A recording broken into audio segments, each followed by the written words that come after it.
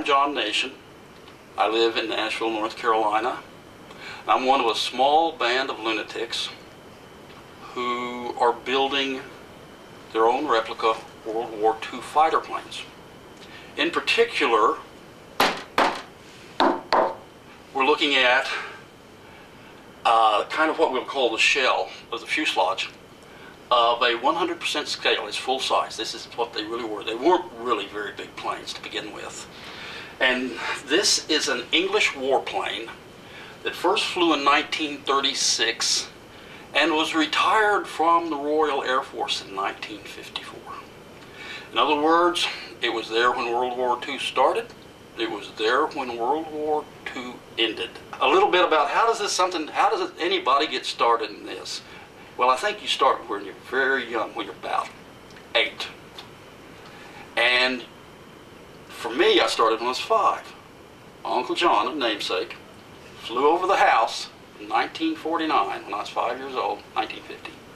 He was taking flying lessons on the GI Bill. Hot day, Oklahoma, probably about 90 degrees at 11 o'clock. And my grandmother, my aunt, his new wife, his new bride, and my mother were all canning vegetables from the garden, so it would probably been July. I heard this buzz up north, and here comes a little yellow dot getting bigger and bigger and bigger until it flies right past us at treetop level, and it's my Uncle John, my first hero. So we got $1 a month allowance. And we had a little store, a little what do you call those things, TG&Y? We had a little TG&Y that would have about 10 or 12 model airplanes, and I'd go buy one every time. I probably built about 500 of them. But we also had the kind with the models, you know, that you flew around in circles.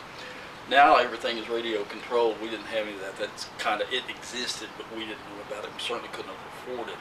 Like that, I joined the Navy flight school program and was moving along there. I didn't much care for it. The indoctrination kind of prisoner of war camps sort of stuff, but it was okay. Nice people. I liked my classmates a whole bunch. Marine DIs, we learned to handle. That's where I got my nickname Nummy. Failed to step off in formation.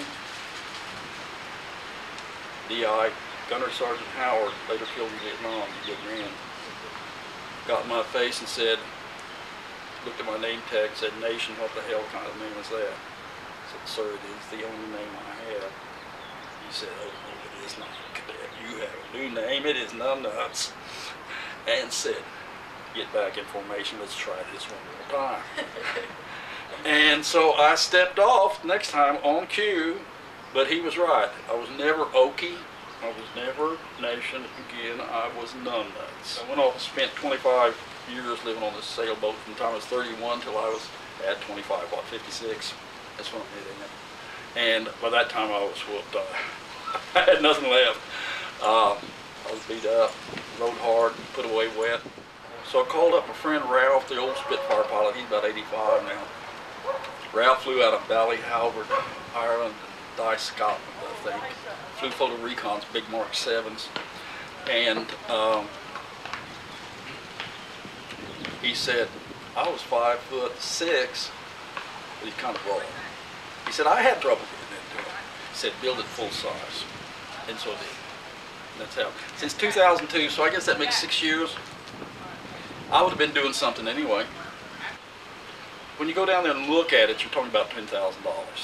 That's what I figured. About $10,000. All right. I think my idea on this has been to. This is the ultimate classic. Okay. This is the 1930 Rolls Royce. You can't get more classic. All right. This is what you want. This is what the guys who can afford everything want. This thing's going to roll down the runway at about 5,500 pounds. It's going to be strong as a bear. I don't think you can tear it up if you don't run it into a bridge or a tree. You know, these are big engines. I figure I can afford to fly it about once a year. It's got a 75-gallon fuel tank in the front.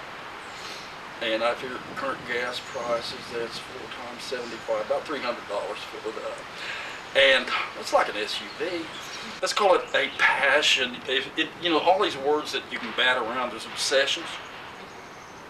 It's a bit of an obsession, but it's a positive obsession. It makes me happy and hurts nobody else.